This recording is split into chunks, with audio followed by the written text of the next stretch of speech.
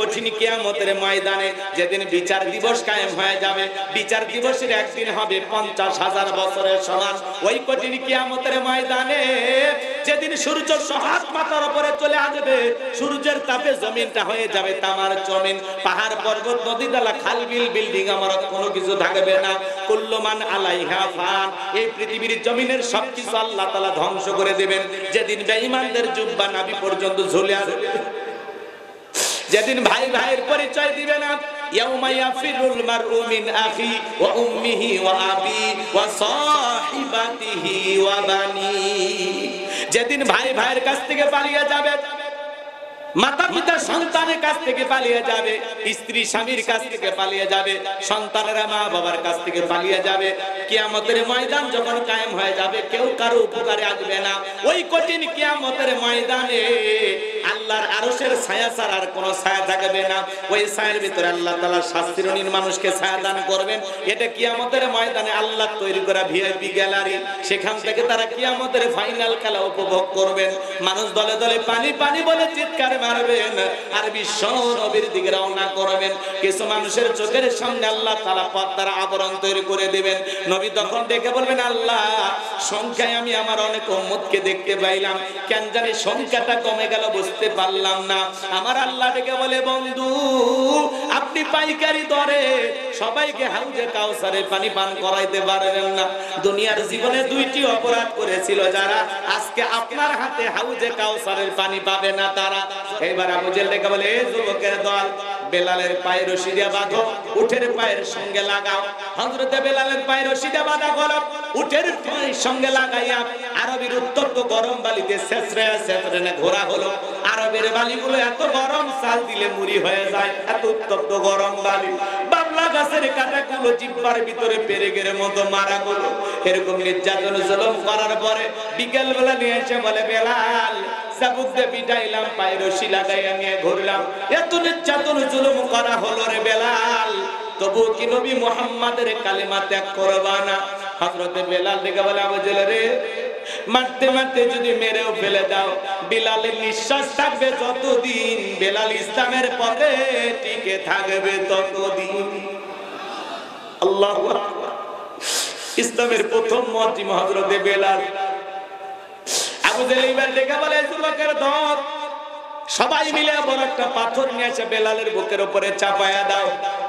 বিশাল বড় একটা পাথর নিয়ে এসে হযরতে বেলালের বুকের উপরে চাপায়া দেওয়া হলো। কাফিররা মনে করলো পাথরের আঘাতে চাপাতে বেলাল মারা যাবে। এই কথা ভেবে কাফিররা চলে গেল। হযরতে বেলালের বুকের উপরে বিশাল বড় পাথর, রক্তাক্ত জিহ্বা, চোখের কোণা দিয়ে পানি পড়তেছে, তবু জিহ্বা নাড়ায়া বেলাল জিকির করে। আপনাকে আমাকে জিকির করার জন্য কেউ মারে না, পেটে না, ধমক দেয় না, তবু আমরা কপাল পর আল্লাহর জিকিরি করি না। হাদিস শরীফের ভিতরে আসছে, যার জিহ্বাতে আল্লাহর জিকিরে তরুতাজা থাকে, আল্লাহর জিকিরে ভিজা থাকে, ওই জিহ্বাওয়ালা মানুষ কোনদিন জাহান্নামের আগুনে জ্বলবে না। বলুন সুবহানাল্লাহ। আযকুরুনি আযকুরুকুম ওয়াশকুরুলি ওয়ালা তাকফুরুন, তোমরা আমারে স্মরণ করো, আমি আল্লাহ তোমাদেরকে স্মরণ করব। কৃতজ্ঞতা প্রকাশ করো, অকৃতজ্ঞ হয়ো না। আল্লাহু আকবার। আমার ভাইয়েরা, সব সময় আল্লাহর জিকির করবেন জবান দিয়া। মাঠে কাজ করতে করতে জিকির করা যায়, ব্যবসা বাণিজ্য করতে করতে জিকির করা যায়, পথ চলতে চলতে জিকির করা যায়। সব সময় জবানে আল্লাহর জিকির চালু রাখবেন। সুবহানাল্লাহ, আলহামদুলিল্লাহ, আল্লাহু আকবার, লা ইলাহা ইল্লাল্লাহ, সুবহানাল্লাহি বিহামদিহি, সুবহানাল্লাহিল আযীম। জবানে হালকা, মিজানের পাল্লায় নেকির ওজন অনেক বেশি। সব সময় জবানে জিকির থাকবে। একটু জোরে কর না ভাই, খারাপ লাগতেছে আপনাদের? দোয়া করে দেব, একটু শুনবেন শুনবেন, সামনের দিকে যাই বাজান গো আমার। যে কথা বলতে চাচ্ছিলাম, এইবার হযরতে বেলাল রক্তাক্ত জিহ্বা নাড়া আল্লাহর জিকির করে, চোখের পানি ছেড়ে দিয়ে কাঁদে আর ডেকে বলে, আল্লাহ। বুকের উপরে পাথর থাকার কারণে তোমার মতো মালিকের জিকির করতে বড় কষ্ট হয়।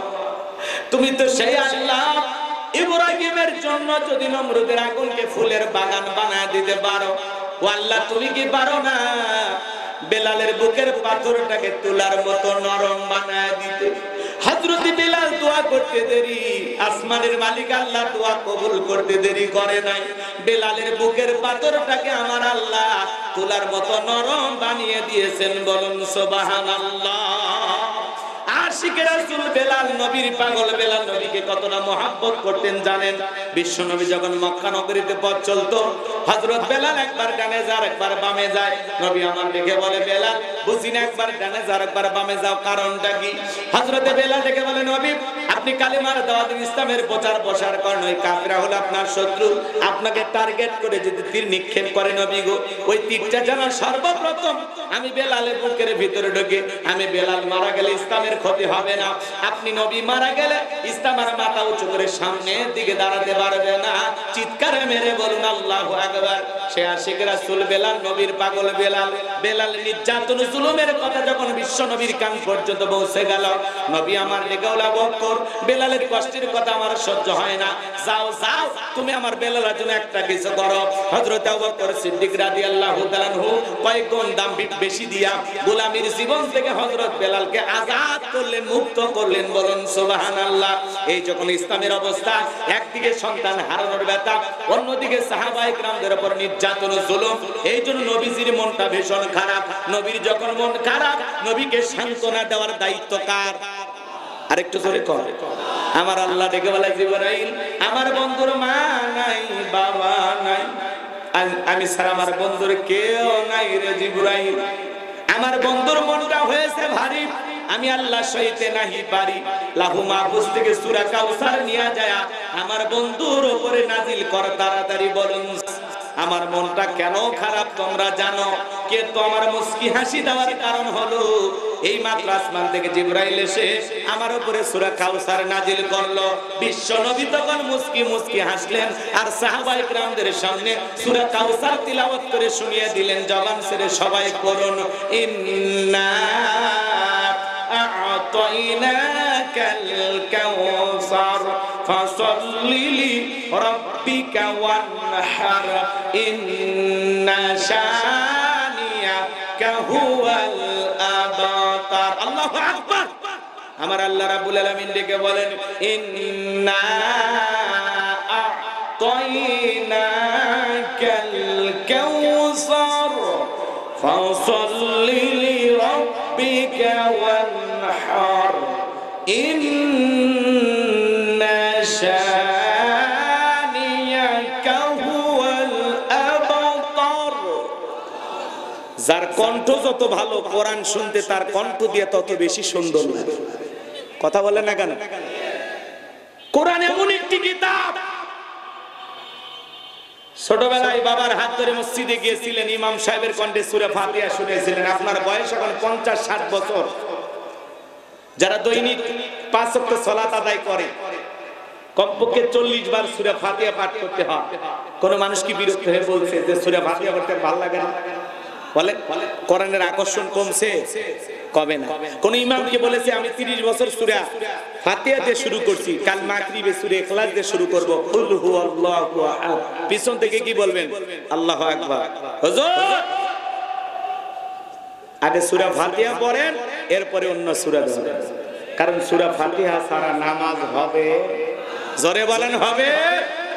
কোরআনের ভিতর আল্লাহ এমন একটা আকর্ষণ দিয়েছে, কোরআন জোরে পড়লেও মজা লাগে, টেনে পড়লেও মজা লাগে, মাঝামাঝি সুরে পড়লেও মজা লাগে। কোরআনের আকর্ষণ কিয়ামত পর্যন্ত কমবে না। চিৎকার মেরে বলুন সুবহানাল্লাহ।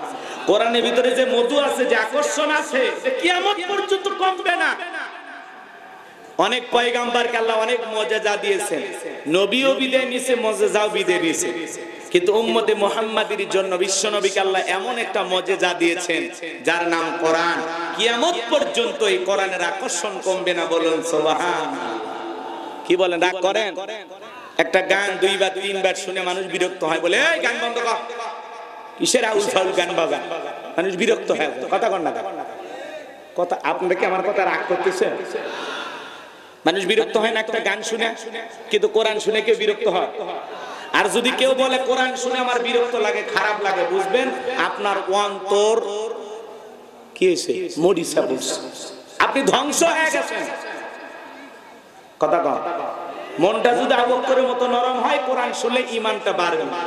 আর মনটা যদি আবু জেলের মতো শয়তানিতে ভরা থাকে, আবু জেল সারা রাত কোরআন শোনার পরে হেদায়েত ভাগ্যে জোটেনি, কথা বলেন ঠিক কি না? মনটা আবু বকরের মতো নরম করে।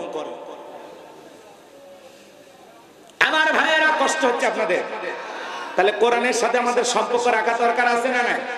নিজেরা আলেম হতে পারেননি, হাফেজ হতে পারেননি, সন্তানদেরকে মাদ্রাসায় পড়াইয়া হাফেজ আলেম বানানোর দরকার আছে না নাই? নায়কের বাবা হয় লাভ নাই, গায়কের বাবা হয় লাভ নাই। যে অভিভাবক তার মা বাবা নিজের হাতে সন্তানকে গানের স্কুলে, নাচের স্কুলে ভর্তি করায়, এরকম মা বাবা আছে না? সন্তানকে শিখায় সা রে গা মা পা নি ধা পা গা সা মা গা গা গা গা, বলেন এগুলো শিখলে সব পাওয়া যাবে? যে মা বাবা সন্তানকে গানের স্কুলে, নাচের স্কুলে ভর্তি করে দেয়, ওই মা বাবা নিজের হাতে সন্তানকে জাহান্নামের আগুনে ফেলে দিয়েছে, কথা বলেন ঠিক কি না? সন্তানকে মাদ্রাসায় পড়াইতে হবে, দিন শিখাইতে হবে। সন্তানের মুখে গান শুনলে মা বাবা খুব সুন্দর, হ্যাঁ রে ছেলে বড় হলে শিল্পী হবে, হ্যাঁ সন্তান একটু নাচতে পারলে ডান্সার হবে। এই সমস্ত অভিভাবকের কপাল পুড়ছে, কপাল পুড়ছে। এদের ছোট ছোট বাচ্চারা কোরআন তিলাওয়াত করলো, ইসলামী সঙ্গীত গাইলো, ভালো লাগে নাই? সন্তানকে মাদ্রাসায় পড়ায়, দিন শিখা, আলেমের বাবা হন, হাফিজের বাবা হন, নায়ক গায়কের বাবা হয় লাভ নাই, কথা বলেন না কেন? নায়কের বাবা হয় লাভ আছে? শাকিব খানের বাবা হইলে দাম বাড়বে নাকি একজন হাফিজের বাবা হলে? কথা কয় না, কথা কয়। আমার কথায় অনেকেই বিরক্ত হচ্ছে না, হুজুর এলাওয়াজ বিরক্ত হচ্ছে, হক কথা বলা লাগবে যতই চিন্তা। আমার আল্লাহ রাব্বুল আলামিন বলেন ইন্না আ'তাইনাকাল কাউসার, অবশ্যই আমি আল্লাহ পাক আপনাকে হাউজে কাউসার দান করেছি, বলেন সুবহানাল্লাহ। এই পৃথিবীর অন্য কোন নবী রাসূলকে আল্লাহ তাআলা হাউজে কাউসার গিফট করেন নাই, আপনার আমার নবীকে আল্লাহ তাআলা হাউজে কাউসার দান করেছেন।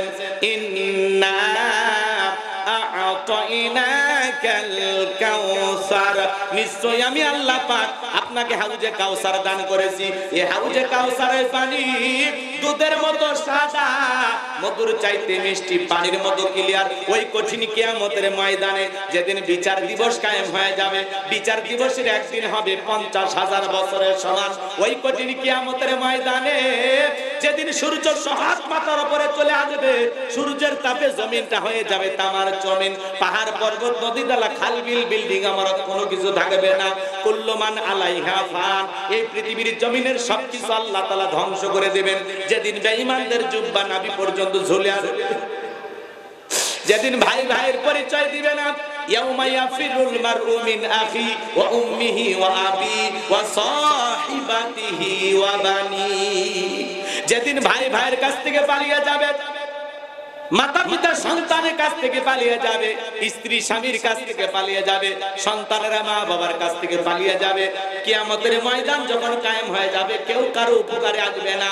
ওই কঠিন কিয়ামতের ময়দানে আল্লাহর আরশের ছায়া ছাড়া আর কোনো ছায়া থাকবে না। ওই ছায়ার ভিতরে আল্লাহ তাআলা শাস্তির মানুষকে ছায়া দান করবেন। এটা কিয়ামতের ময়দানে আল্লাহ তৈরি করা ভিআইপি গ্যালারি, সেখান থেকে তারা কিয়ামতের ফাইনাল খেলা উপভোগ করবেন। মানুষ দলে দলে পানি পানি বলে চিৎকার মারবেন আর বিশ্ব নবীর দিকে রওনা করবেন। কিছু মানুষের চোখের সামনে আল্লাহ তাআলা পর্দার আবরণ তৈরি করে দিবেন। নবী তখন ডেকে বলবেন, আল্লাহ সংখ্যায় আমি আমার অনেক উম্মতকে দেখতে পাইলাম, কেন জানি সংখ্যাটা কমে গেল বুঝতে পারলাম না। আমার আল্লাহ ডেকে বলে, বন্ধু আপনি পাইকারি দরে সবাইকে হাউজে কাউসারের পানি পান করাইতে পারবেন না। দুনিয়ার জীবনে দুইটি অপরাধ করেছিল যারা, আজকে আপনার হাতে হাউজে কাউসারের পানি পাবে না তারা। জোরে বলেন কয়টি অপরাধ? ও যশোরবাসী হাত তুলে বলেন তো কয়টি অপরাধ? এই দুইটি অপরাধ আপনার আমার ভিতরেও থাকতে পারে কিনা জানার দরকার আছে না নাই?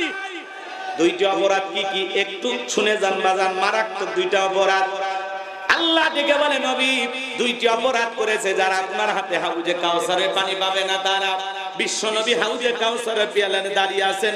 হযরত আবু বকর সিদ্দিক রাদিয়াল্লাহু তাআলা পিয়ালাগুলো ভরায়া দিবেন। শুনেন শুনেন, মাঝখানে দাঁড়িয়ে থাকবেন হযরত ওমর বিশ্বনবীর হাতে দিবেন। আর নবীজি তার আদরের উম্মতদেরকে খুঁজে খুঁজে কিয়ামতের ময়দানে হাউজে কাউসারের পানি পান করায় দিবেন। বলুন সুবহানাল্লাহ। নবীজির হাতে এক পেয়ালা হাউজে কাউসারের পানি যদি পান করতে পারেন, জান্নাতে ঢোকা পর্যন্ত আপনার তৃষ্ণা মিটে যাবে। বলুন সুবহানাল্লাহ। নবীজির হাতে কিয়ামতের ময়দানে কারা কারা হাউজে কাউসারের পানি পান করতে চান, দুইটা হাত তুলে আল্লাহকে দেখান। আল্লাহ এই যশোর জেলার জিগরগাছর থানার শ্রীপুর বাজারের হাজার হাজার নারী পুরুষ নবীজির হাতে হাউজে কাউসারে পানি পান করতে চাই। আল্লাহ তোমার কুদরতি নজর দিয়া তাকা দেখো ও মালিক, আমাদের সবাইকে নবীজির হাতে হাউজে কাউসারে পানি পান করার তৌফিক দান করুন। জোরে বলুন আমিন। আল্লাহ সেই সৌভাগ্য বান্দাদের তালিকা আমাদের নামগুলো লিখে নেন। জোরে বলেন আমিন। আর একবার বলেন আমিন। হাত নামান, হাত নামান। হাউজে কাউসারে পানি চাইলে কি পাওয়া যাবে? কথা কয় না, পানি চাইলেন আর পাইলেন, কাজ করতে হবে। আমি আপনাদের এলাকায় আসলাম, একটা ছেলের হাতে কিছু চকলেট দিলাম, দিয়ে বললাম ভাতিজে এক বাতা পানি আনলাম, একটু উজু বানাও। এক্সাম্পল দিচ্ছি কথা বুঝানোর জন্য। ওই ছেলেটা চকলেট পায় মারছে, দুধ মাঝখানে আসার খাই পুড়িয়ে গেছে, হাঁটু চলে গেছে, রক্ত বের হয়ে গেছে, ব্যথাও পাইছে। এরপরে উঠে দাঁড়াইয়া বদনা ভরিয়া পানি নিয়ে আমার সামনে হাজির। আমি তখন বললাম বাবা এই পানিটার দিকে কষ্ট হয়েছে, মাঝখানে আসার গায়ে পুড়ে গেছে, ব্যথা পাইছে, হাঁটুটা ছিলে গেছে, রক্ত মনে হয় বের হয়েছে। ওই ছেলেটা তখন বলতেছে আমি এরকম কত পরে যাই আমার কিছুই হয় না। কারণ কি? চকলেট। কথা কয় না, ওই চকলেট থাকার কারণে এই ছেলের ব্যথাকে ব্যথা যেরকম মনে হচ্ছে না, কিয়ামতের ময়দানে নবীজির হাতে হাউজে কাউসারের পানি যদি পান করতে পারেন, কিয়ামতের কঠিন দিন আপনার কাছে কঠিন মনে হবে না, আল্লাহ সহজ করে দেবে। নবীজির হাতে হাউজে কাউসারের পানি আর আল্লাহর আরশের নিচে ছায়া যদি জুটে যায়, আপনি জান্নাতি, আপনার আর টেনশন নাই। কোন সুবহানাল্লাহ। এখন হাউজে কাউসারের পানি চাইলে তো পাওয়া যাবে না, কাজ করতে হবে। ঠান্ডা পানি দিয়ে ওযু বা নামাজ আদায় করতে হবে। হঠাৎ করে নামাজ ধরলে পুরাতন মুসল্লি দেখে টিটকারি মারে, হ্যাঁ সূর্য কোন দিকে উঠছে, উত্তর পাড়ার বাসা দিকে মসজিদে নামাজ পড়বি না 2 দিন পরে ছাইরে দিবি, বলে কিনা বলে? হ্যাঁ মুরব্বি চাচা সাবধান সাবধান। দাওয়াত দে তো 5 জনকে মসজিদে আনতে পারেন না। হঠাৎ করে কে একজন নামাজ ধরেছে, পরিবর্তন হয়েছে, আপনার সমস্যা কি? আপনার সমস্যা কি? পারলে দোয়া করে যে ভাতিজা তুমি মসজিদে আসছো দেখে দিলটা ভরে গেছে, আল্লাহর কাছে দোয়া করি আল্লাহ যেন মৃত্যু পর্যন্ত তোমাকে জামাতের সহিত নামাজ পড়ার তৌফিক দান করেন। আপনি দোয়া করেন, ভালোবেসে বুকে টানেন, ঘৃণা ছড়াবেন না। কথা বলে ঠিক না? আপনার কাজ হলো মানুষকে ভালোবেসে নরম সুরে আল্লাহর পথে আহ্বান করা। কথা কোন ঠিক না? আর আপনি একটু নামাজ পড়েন দেখে সেই অহংকারে বলতেছেন হ্যাঁ নামাজ পড়বি না 2 দিন পরে ছেড়ে দিবি, ও 2 দিন পড়বি না 2 ওয়াক্ত পড়বি, এটা এর ব্যাপার। কথা কোন ঠিক না? খবরদার টিটকারি মারবেন না, ঠাট্টা বিদ্রুপ করবেন না, নতুন নামাজীদেরকে দেখে হাসি তামাশা করবেন না। পারলে আসরে নামাজ পড়ে ছুটিপুর বাজারে এক কাপ চা খান। কথা কর, লোকটা খুশি হবে যে এই মসজিদে এসে দেখি সবার সাথে মিল হচ্ছে, মাশাআল্লাহ। যুবক ভাই সেটা দাড়ি রাখছে, ওইটা নিয়ে সমালোচনা। এই বসে দাড়ি রাখি, দাড়ি রেখে বউ নিয়ে ঘুরতে গেছে, কই ভাবি আসসালামু আলাইকুম, সাথে চাচার খবর কি? বউ বাড়িতে এসে রাগ করে তোমার সাথে বাইরে যাওয়া যায় না কেন? কয় আমার ডাকে ভাবি, তোমার ডাকে চাচা। বেউ এদিক খেয়াল করে, যেই বউ নবীর সুন্দর দাড়িকে মহব্বত করে না, ওই বউ আপনাকে 100% ভালোবাসা দিতে পারবে না। কথা বলে ঠিক না? দাড়ি হলো নবীর সুন্নত। কার সুন্নত? কথা কয় না? পৃথিবীর সকল নবীদের মুখে দাড়ি ছিল। দাড়ি হলো পুরুষের সৌন্দর্য। যার মুখে দাড়ি নাই, মহিলার দাড়ি নাই, পুরুষের দাড়ি নাই। কথা কয় না? আপনি যশোর থেকে ঢাকার পথে রওনা করেছেন, আল্লাহ না করুক বাস দুর্ঘটনা আপনি মারা গেছেন, পকেটে টুপিও নাই, মুখে দাড়িও নাই, মানুষ তখন কি করবে? কাপড় খুলে দেখলি মাথা কাটা আছে না নাই। কথা কোন ঠিক না? এই জন্য হয় মুখে দাড়ি, না হয় একটা টুপি নিয়ে ঘোরেন। আপনি যে মুসলমান, কথা কন নাকি আপনারা? এই যে মাহফিলে আসছেন, কয়জনের মাথায় টুপি?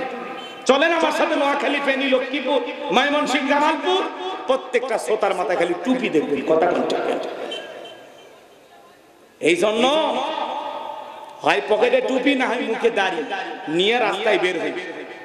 আর না হলে দুর্ঘটনায় মারা গেলে মানুষ ইজ্জত তুলে দেখবে, কথা কোন ঠিক না? রাগ করতেছেন আপনারা মনে হয়? তাহলে হাউজে কাউসারের পানি চাইলে পাওয়া যাবে না। হাউজে কাউসারের পানি পান করতে গেলে কাজ করতে হবে দুইটি। দুইটা আঙ্গুল তুলে বলেন তো কয়টি? দুইটি।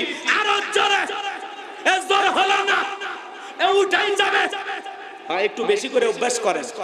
16 বছর মিছিল করতে পারেননি, সামনে মিছিল করা লাগে। রাগ করতেছেন? হাউজে কাউসারে পানি পান করতে গেলে দুইটি কাজ করা লাগবে। আল্লাহ তাআলা সেটা 2 নাম্বার আয়াতে জানিয়ে দিলেন। সবাই জবান ছেড়ে আমার সঙ্গে তেলাওয়াত করুন। ফাসাল্লিলি রাব্বিকা ওয়ানহার, বলেন ফাসাল্লিলি রাব্বিকা ওয়ানহার। 1 নাম্বার হলো রবের উদ্দেশ্যে সালাত আদায় করা লাগবে। ফাসাল্লিলি রাব্বিকা, রবের উদ্দেশ্যে সালাত। নামাজ হবে একমাত্র কার জন্য? কুলিন্না সালাতি ওয়া নুসুকি ওয়া মাহইয়ায়া ওয়া মামাতি লিল্লাহি রাব্বিল আলামিন। সূরা আনআম আয়াত নাম্বার 162। আল্লাহ রাব্বুল আলামিন জানিয়ে দিলেন, নবীজি আপনি বলুন আমার নামাজ, আমার কুরবানি, আমার জীবন, আমার মরণ লিল্লাহি রাব্বিল আলামিন, আসমান জমিনের প্রতিপালকের জন্য। তাহলে মুমিন জীবনের সব ইবাদত হবে একমাত্র আল্লাহ তাআলাকে রাজি খুশি করার জন্য। কথা বলেন ঠিক কি না? ফাসাল্লিলি রাব্বিকা, রবের উদ্দেশ্যে সালাত। যেমন তেমন ভাবে নামাজ পড়লে হবে না, নামাজ নামাজের মতো আদায় করা লাগবে। আল্লাহ বলেন ফাল্লিয়াবুদু রাব্বা হাযাল বাইত আল্লাযী আত'আমাহুম মিন জু' ওয়া আমানাহুম মিন খাউফ। আল্লাহ তাআলা বলেন এই ঘরের মালিকের ইবাদত করো। ইবাদত যদি ইবাদতের মতো হয়, নামাজ যদি নামাজের মতো হয়, বান্দারে 5 ওয়াক্ত সালাতে মাথা নত করে আমি আল্লাহকে যদি সিজদার মতো সিজদা দিতে পারো, আমি আল্লাহ তোমাদেরকে 2টা জিনিস দেব। যে বান্দা 5 ওয়াক্ত সালাতে মাথা নত করে আমি আল্লাহকে সিজদা দেবে, 1 নাম্বার ওই বান্দার জন্য আমি আল্লাহ রিজিকের ব্যবস্থা করব। যে বান্দা আমি আল্লাহকে রাজি খুশি করার জন্য 5 ওয়াক্ত সালাতে মাথা নত করবে, ওই বান্দাকে আমি আল্লাহ না খাওয়ায় রাখবো না, আমি আল্লাহ তার রিজিকের ব্যবস্থা করব। আপনাদের এলাকার প্রাণী বের হয় রাত 1টা 2টার দিকে, ওটা কু কয়া চিল্লায়, নাম হলো শিয়াল পণ্ডিত। ওর নামে কি আপনাদের জিগর গাছায়?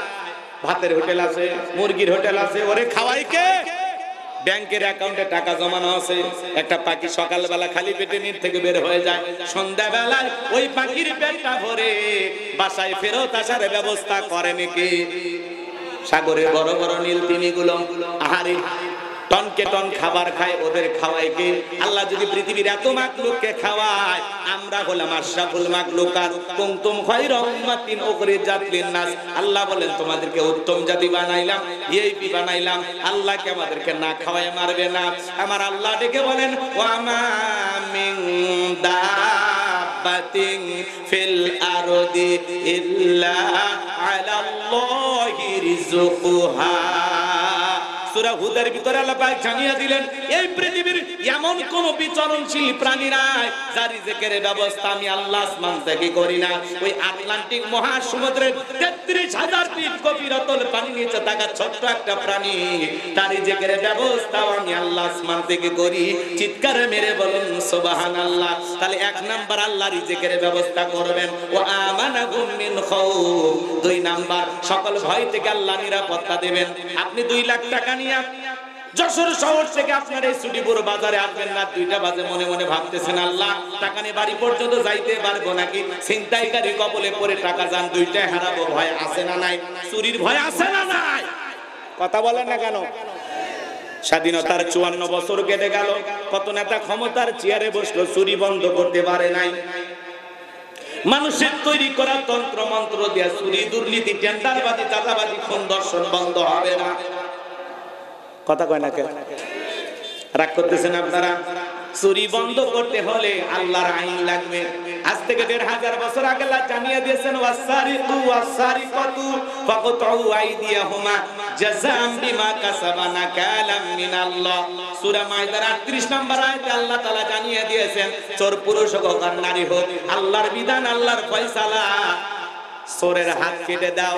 একটা চোরের হাত কেটে সোশ্যাল মিডিয়ার মাধ্যমে যদি আমরা ফালাও করে প্রচার করতে পারতাম, বাংলাদেশের সমস্ত চোরেরা তওবা করে আল্লাহর ওলি হয়ে যেত। কথা বলেন ঠিক কিনা? কিন্তু কে শোনে কার কথা? আজও গেল না মনের ব্যথা। এখন উচিত কথা যদি কই, পিঠের উপর দিয়া যাবি মই। এ আনন্দে কিছু লোক কিনা খাবে বগুড়ার স্পেশাল দই। যত দোষ নন্দ ঘোষ, 70টা করলে দোষ, করলে অন্যায়ের প্রতিবাদ, নামটা হবে তোমার মৌলবাদ, নামটা হবে তোমার জঙ্গিবাদ। আল্লাহর আইন কে চালু করবে? সরিষাই তো ভূত। আমরা বারবার বললাম আল্লাহর আইন দিয়ে চোরের বিচার করেন, ধর্ষকের বিচার করেন, ওরা শোনে না।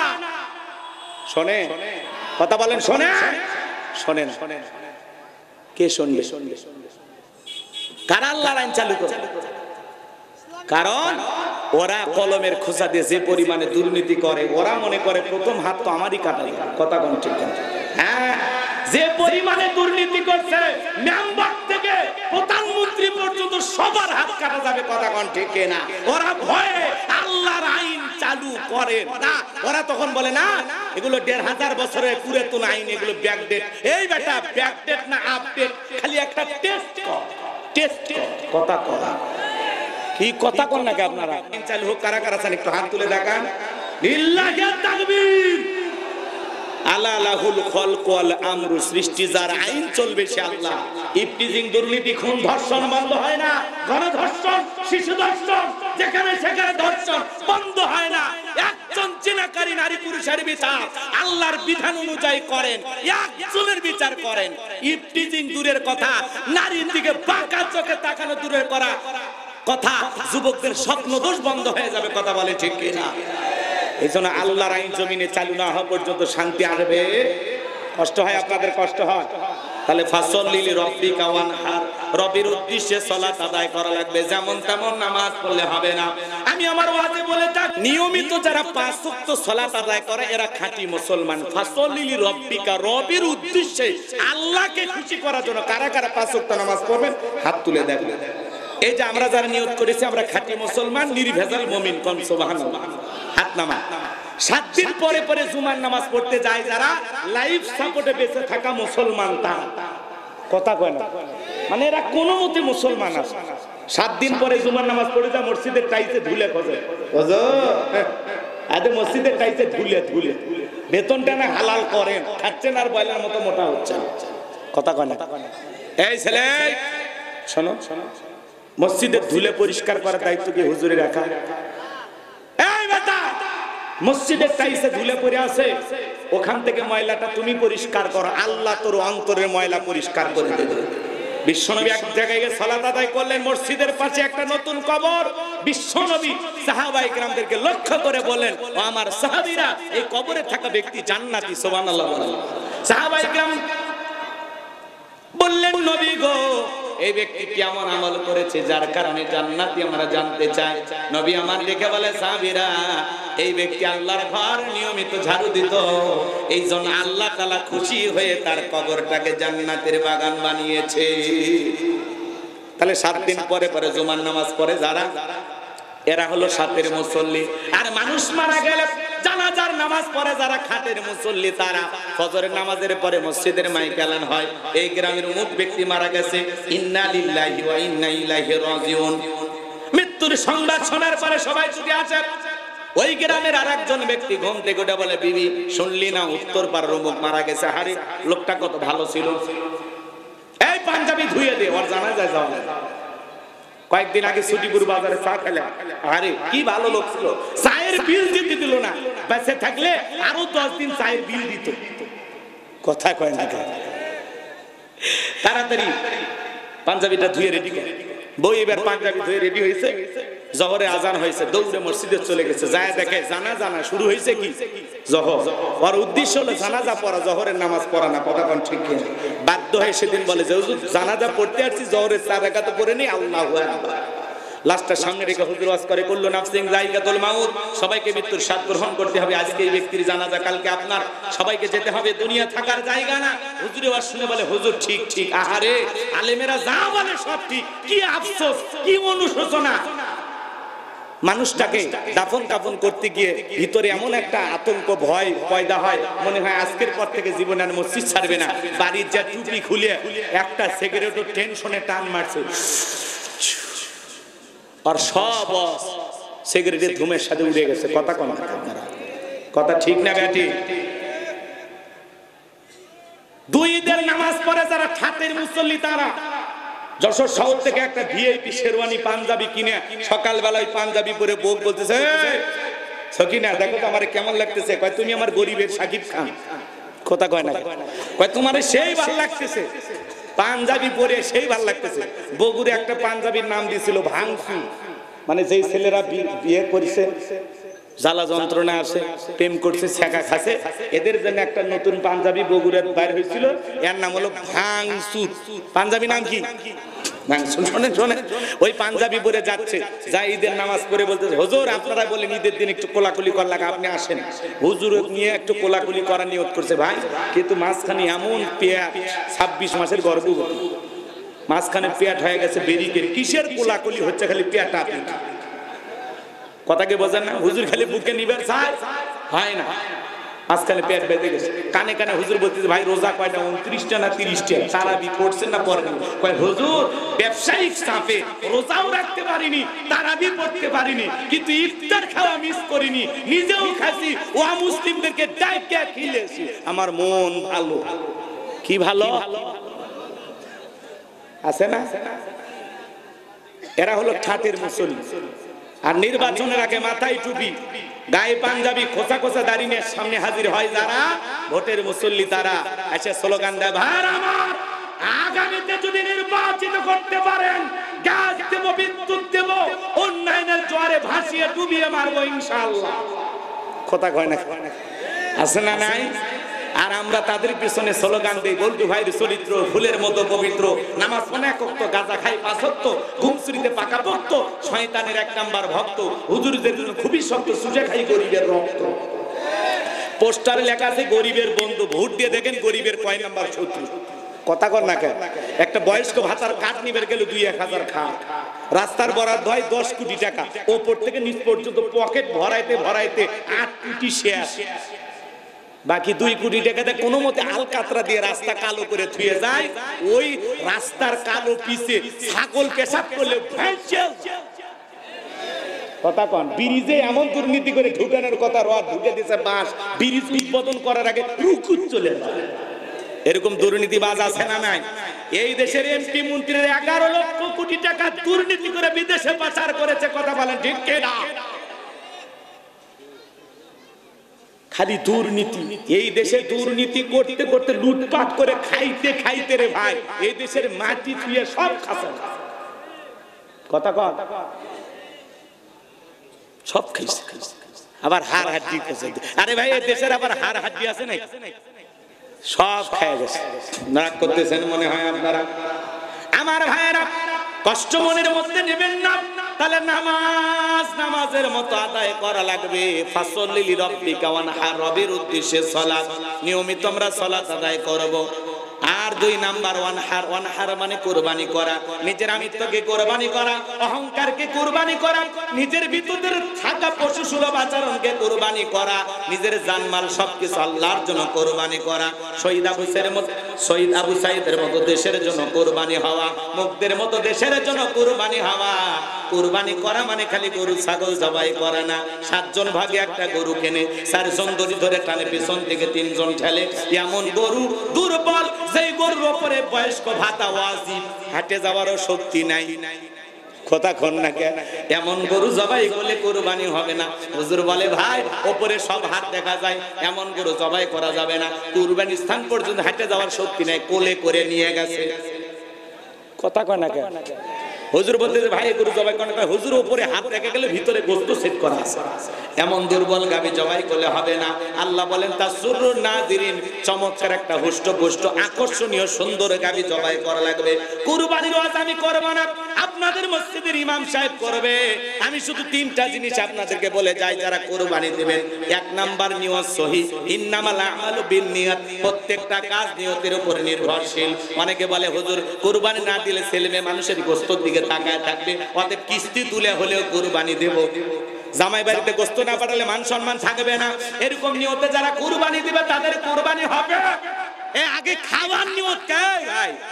কুরবানি করা মানে কি? ত্যাগ করা, স্যাক্রিফাইস করা, বিলিয়ে দেয়া, বন্টন করা, উৎসর্গ করা। ভোগের নাম কুরবানি নয়, ত্যাগের নাম কুরবানি।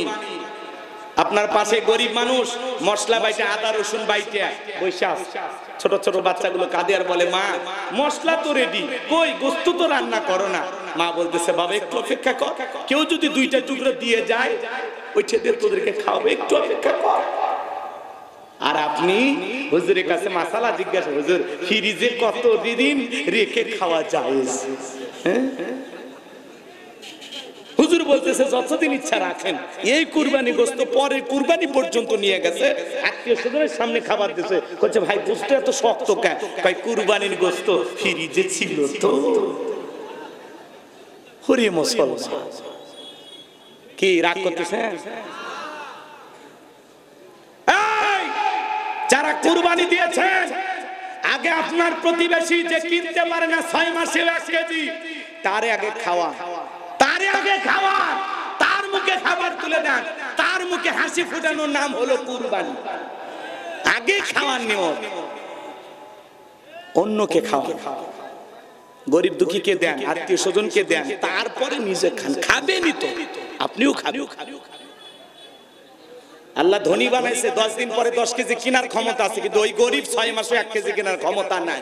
তার মানে কি? তারে আগে খাওয়াইতে হবে। কথা কোন ঠিক না? তাহলে 1 নাম্বার নিয়ত সহি কুরবানি আল্লাহর জন্য। 2 নাম্বার সুদের টাকা, ঘুষের টাকা, হারাম উপার্জনের টাকা দিয়ে কুরবানি দিলে হবে না। আল্লাহ পবিত্র, তিনি পবিত্র বস্তুকে ভালোবাসেন। 3 নাম্বার ফাসাল্লি লিরাব্বিকা ওয়ানহার, আগে নামাজ পড়ো তারপরে কুরবানি করো। নামাজি হয়ে কুরবানি করা লাগবে। সকাল 9টার দিকে ফজর পড়া নাই, কুরবানি আল্লাহর দরবারে কবুল হবে না। না না, কথা ক্লিয়ার না ভেজাল আছে? 3 নাম্বার আয়াত, ইন্না শানিয়াকা হুয়াল আবতার। নবী গো, যারা আপনাকে লেসকানাডির বংশ বলে কষ্ট মনের মধ্যে নেবেন না। ও নবী, আমি আল্লাহ তাআলা শিশুকালে আপনার সন্তানগুলোকে নিয়েছি, কষ্ট মনের মধ্যে নেবেন না। এই পৃথিবীর জমিনে আপনাকে মহব্বত করা, আপনাকে ভালোবাসার কোটি কোটি রুহানি সন্তান বাড়াবো, যারা আপনার জন্য জীবন দেওয়ার জন্য প্রস্তুত থাকবে। তাম পৃথিবীতে 200 কোটির উপরে মুসলমান, আমরা সবাই নবীজির রুহানি সন্তান, বলুন মারহাবা। ফ্রান্সের জালেমেরা যখন দেলে দেলে কার্টুন প্রদর্শন করলো, নাকটা ব্যাকা করে মুখে কয়েকটা দাড়ি লাগাইয়া বলে, ইনি মোহাম্মদ, জোরে কর নাউজুবিল্লাহ। আমার নবীকে দেখতে কার্টুনের মতো। এই পৃথিবীর সবচাইতে সুন্দর মানুষটির নাম মুহাম্মদ রাসূলুল্লাহ সাল্লাল্লাহু আলাইহি ওয়াসাল্লাম। নবীর ছবি কি পৃথিবীর কারো কাছে আছে? কথা কন না কেন? সেই নবীর কার্টুন প্রদর্শন করবে যারা, তাদের জন্মের ঠিক নাই। কথা কন, কথা কন। যে নবীর চরিত্রের সার্টিফিকেট আল্লাহ দিয়া বলেন, ওয়া ইন্নাকা লাআলা খুলুকিন আযীম। আমার আল্লাহ ডেকে বলে, নবী গো, আপনি হলেন পুত পবিত্র, মহান চরিত্রের অধিকারী। আযীম আরবিতে এমন একটি শব্দ যার গভীরতা মাপা যাবে না। আটলান্টিক মহাসমুদ্রের কিনারায় কেউ যদি চামচ দিয়ে পানি ছেঁচা শুরু করে, কিয়ামত পর্যন্ত কি শুকানো সম্ভব? কোনো না কোনো দিন হয়তো বা চামচ দিয়ে পানি শুকানো সম্ভব হলে হতেও পারে, কিন্তু বিশ্ব নবীর চরিত্র নিয়ে আলোচনা করে শেষ করা যাবে না। এটা একটা মহাসমুদ্র যার কুল কিনারা নাই, বলুন সুবহানাল্লাহ। যে নবী 63 বছরের জিন্দেগিতে একটি মিথ্যা কথা বলেননি, এমন বিশ্ব রেকর্ড পৃথিবীর আর কোন নেতার আছে? জীবনে কখনো তুমি মিথ্যে বলনি, তাই তো তোমায় পেতে কাঁদে ধরণী। জীবনে কখনো তুমি মিথ্যে বলনি, তাই তো তোমায় পেতে কাঁদে ধরণী। জোরে বলেন মারহাবা। 63 বছরের জিন্দেগিতে একটি মিথ্যা কথা বলেননি নবী মুহাম্মদ রাসূলুল্লাহ সাল্লাল্লাহু আলাইহি ওয়াসাল্লাম। আর আমাদের সমাজের নেতারা সকালে মিথ্যা, বিকেলে মিথ্যা, ভরা পেটে মিথ্যা, খালি পেটে মিথ্যা, ঘুমানোর আগেও মিথ্যা, ঘুম থেকে উঠেও মিথ্যা। এত মিথ্যা কথা বলে, শয়তান পর্যন্ত বলে আমি এত খারাপ না। কথা বলেন নাকি আপনারা?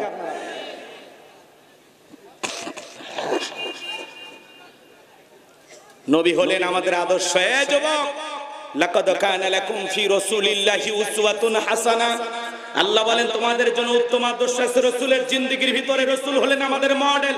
কোন নায়ক গায়ক তোমার আমার মডেল হতে পারে না। মেসিকে মহব্বত করে 10 নম্বর জার্সি পরো, মেসির মতো চুল কাটো। মেসি খ্রিস্টান, ওকে অনুসরণ করলে ও জাহান্নামে যাবে, তোকেও জাহান্নামে নিয়ে যাবে। এজন্য নবী মুহাম্মদকে অনুসরণ করতে হবে, নবীর আদর্শ মানতে হবে। নবী মুহাম্মদের মতো এই পৃথিবীর জমিনে নবীর আকৃতি দিয়ে চেহারাটা সাজাইতে হবে। নবীকে মহব্বত করে দাড়ি রাখতে হবে, টুপি পরতে হবে, গায়ে লম্বা পাঞ্জাবি পরতে হবে। নবী মুহাম্মদকে ভালোবেসে নবীর মতো চুলের কাটিং করতে হবে। আর তুমি চুলের একা বেঁকা কাটিং কই গিয়া, হ্যাঁ, এই সাইড দিয়ে পুরো চুল কেটে মাঝখানের চুলগুলো তেল মোবিল দিয়ে খাড়া করে রাখছে, মনে হয় খেরের পালা। কথা কন, পিছনে আবার লেখে রাখছে আর আরতে রুজি না অক্ষর আমি বুঝি না, অ্যাঙ্গেলে ম্যাচ দিছে। এরকম দুষ্ট পোলাপান আছে না?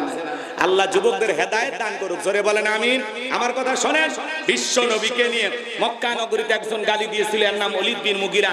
ওয়াক্কাত ভাষায় বিশ্ব নবীকে গালি দেয়, নবীকে গালি দিতেছে। আল্লাহ রাব্বুল আলামিন সহ্য করলেন না, আসমান থেকে আল্লাহ আয়াত নাজিল করে বলেন উতুল্লিম বাদা যালিকা জানিম। নবী গো, এই ওলীদ বিন মুগীরা হলো পিতৃ পরিচয়হীন জারর সন্তান, এর জন্মের ঠিক নাই। ওলীদ বিন মুগীরা ডেকে বলে নবী এত বড় কথা, আমার জন্মের ঠিক নাই, আপনি থাকেন, আমি বাড়িতে যাই। ছেলেটা বৈধ না অবৈধ জানে কে ফ্যাক্টরির মালিক, তার মানে তার মা। কথা কোন ঠিক না? এইবার এই ছেলেটা ওলীদ বিন মুগীরা তার বাড়িতে গেল, যাওয়ার পরে তার মায়ের নাম ছিল ঝর্ণা। যায় বলে মা করবি না কোনো তালবাহানা, নবী মুহাম্মদ আমাকে বলেছেন উতুল্লিম বাদা যালিকা জানিম, আমি নাকি পিতৃ পরিচয়হীন জারর সন্তান, আমার নাকি জন্মের ঠিক নাই। ওলীদ বিন মুগীরার মা মনে মনে ভাবতেছে এই গোপন তত্ত্ব নবী জানলো কেমনে? নবী তো জানতেন না, নবীকে জানিয়ে দিয়েছেন তিনি কে। ওলীদ বিন মুগীরার মা বলতেছে বাবা আমারও বয়স হয়ে গেছে, এক পা কবরে চলে গেছে, আমি মিথ্যা বলবো না, তবে শোন। ওলীদ বিন মুগীরার মা এবার সত্য ফাঁস করে দিয়ে বলতেছে বাবা শোন, তোর বাবা ব্যবসা বাণিজ্যের কাজে এতটাই ব্যস্ত থাকতো, তোর বাবা ব্যবসা চেনে, টাকা চেনে, কিন্তু তোর মায়ের মন বোঝে না। সে যে কেন আসে না, কিছু ভালো লাগে না, এবার আসুক, তারে আমি মজা দেখাবো। দেখবেন ভাইয়েরা যখন বিদেশে থাকে, এলাকায় দেবর আমদানি কমে না বাড়ে, ওরা ভাবির দুয়ারে যা স্লোগান দেয়, ভাবি ভাইয়া তোমার বর, আমি যে দেবর, ভেবে দেখো ভাবি কার কত দাবি, ভাই গেছে মালয়েশিয়ায়, আমি তো দেশে আসি। কথা কন না কেন? সুযোগ পাইলে ভাবি রুমের ভিতরে প্রবেশ করে বলে ভাবি আপনার যে চেহারা দেখে মনে হয় না যে আপনার বিয়ে হয়েছে। এই বদমাইশ, বিয়ে না হলে ভাবিটা কিস করে। ভাবি যে ডিজিটাল ভাবি এগুলো শুনে খুশি হয়। আর ভাবি যদি হাফেজা আলেমা হইতো, মাদ্রাসায় পড়তো, আল্লাহর কোরআনের জ্ঞান থাকতো, তাহলে ডেকে বলতো কুল্লিল মুমিনিনা ইয়াগুদ্দুনা মিন আবসারিহিম। হে দেবর, আল্লাহ তাআলা বলেছেন মুমিন পুরুষের দৃষ্টি থাকবে নিচের দিকে, আমাকে দেখার অধিকার তোর ভাইয়ের আছে, তোর জন্য আমাকে দেখা জায়েজ নাই, ঘর থেকে বের হয়ে যা। মা বোন যারা আওয়াজ শুনতেছে না, মা দুইটা পুরুষ হইতে দূরে থাকবেন, একটা দেবর আর একটা দূরে ভাই, এরা হলো মৃত্যু তুল্য, বিষাক্ত সাপের চাইতেও ভয়ঙ্কর। কথা কন নাকি আপনারা? আজকে যুব সমাজের চরিত্র নষ্ট করার মূল যে অস্ত্র, তার নাম হলো এই মোবাইল। মোবাইলের ওজন কম, কিন্তু মোবাইলের মাধ্যমে পাপের ওজনটা অনেক বেশি। কথা বলেন ঠিক কিনা? সারা রাত জানালা দরজা লাগাই একা একা রুমের ভিতরে শুয়ে থেকে উল্টা পাল্টা ভিডিও দেখে। কথা কন নাকি? রাগ করতেছেন আপনারা? এরকম সন্তান আছে না নাই? মা বাবা যখন দরজায় নক করে, রুবেলের ভিতরে কি হয় রে, তখন পড়তেছে বাংলাদেশের স্বাধীনতার যুদ্ধ হয়েছে 1971 সালে, পড়ার ভান করে। আবার মা বাবা চলে যায়, আবার উল্টা পাল্টা ভিডিও দেখে। কথা কন ঠিক কিনা? তাহলে আমাদের সন্তানদেরকে নষ্ট করতেছে এই টাচ মোবাইল। কথা কন না? কথা কন না কেন? ও দেশে মোবাইল আইছে, চিঠি বন্ধ হইয়াছে, দিওয়ানা বানাইছে, পোলা মাইয়ার মনের কথা হাসে বাতাসে। ও দেখো পোলা পানের মন বাদা ফেসবুকে এখন, মোবাইলে চ্যাটিং কইরা কাটায় সারাক্ষণ। এই মোবাইল পাইয়া দেখো মদনের মাইয়া, এই মোবাইল পাইয়া দেখো মদনের মাইয়া কি কাণ্ড ঘটাইছে, স্বামী সংসার রাইখা নাকি পলাইয়া গেছে, সে যে স্বামী সন্তান রাইখা নাকি পালাইয়া গেছে। কথা কয় না যুবকে? ঠিক আছে, দুই বাচ্চার মা, চার বাচ্চার মা, পরকীয়া প্রেম করিয়া স্বামীর একে সন্তান রেখে আর একটা পরপুরুষের হাত ধরে পালিয়ে যায়। যে নারী স্বামীর একে সন্তান রেখে আর একটা পরপুরুষের হাত ধরে পালিয়ে যায়, ওটা নারী না, ওটা পাষাণী, ওটা নারী জাতির কলঙ্ক, বিশ্বাসঘাতক নারী। কেমনে পারলা মা? ও বোন, তুমি কেমনে পারলা স্বামীর একে সন্তান রেখে আর একটা পরপুরুষের হাত ধরতে? কেমনে পারো? এই কথা কয় না কেন?